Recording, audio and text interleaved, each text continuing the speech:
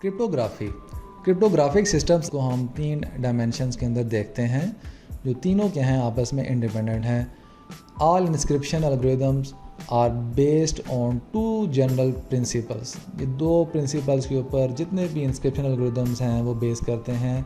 The first one is the substitution, ठीक है, in which each element in the plain text, जो भी आपका प्लेन टेक्स्ट है उसका जो भी एलिमेंट है वो इन फॉर्म ऑफ बिट हो सकता है, लेटर हो सकता है, या ग्रुप ऑफ बिट्स हो सकता है, या इन फॉर्म ऑफ लेटर्स हो सकता है।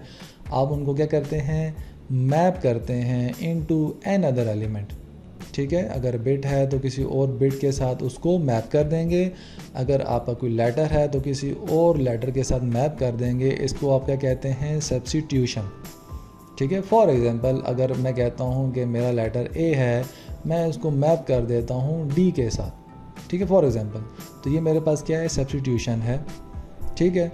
और अगर फॉर एग्जांपल ये बाइनरी बिट 1 है तो मैं इसको मैप कर देता हूँ 0 के साथ, फॉर एग्जांपल, ठीक है।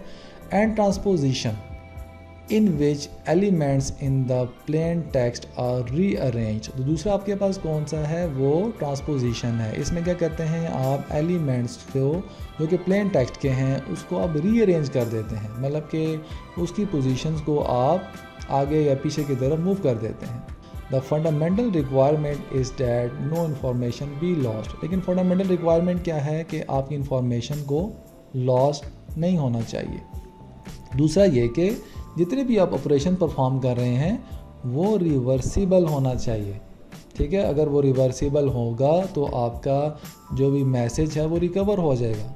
अगर रिवर्सिबल ना हुआ तो आपका मैसेज लॉस्ट हो जाएगा।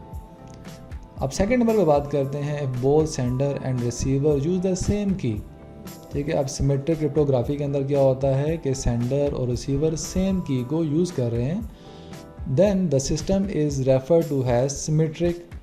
इसको हम क्या कहते हैं, ये सिमेट्रिक सिस्टम है, या सिंगल की सिस्टम है, या सीक्रेट की सिस्टम है, या उसको हम क्या कहते हैं, कन्वेंशनल इंस्क्रिप्शन भी बोला जाता है इसको।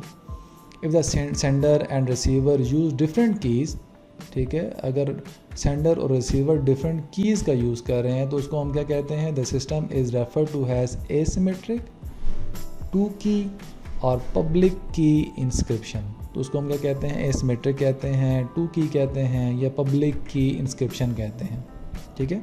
थर्ड नंबर बात करेंगे ब्लॉक साइफर की। अब block cipher processes the input 1 block of elements at a time, कि वो एक ब्लॉक जो कि आपके पास ग्रुप ऑफ बिट्स के ऊपर बेस कर रहा है वो क्या करेगा, एट अ टाइम प्रोसेस करेगा, ठीक है। ग्रुप ऑफ बिट्स को प्रोसेस करेगा एट अ टाइम। वो क्या प्रोड्यूस करेगा, producing an output block of each input block, और आउटपुट ब्लॉक को प्रोसेस कर देगा या प्रोड्यूस कर देगा, ठीक है।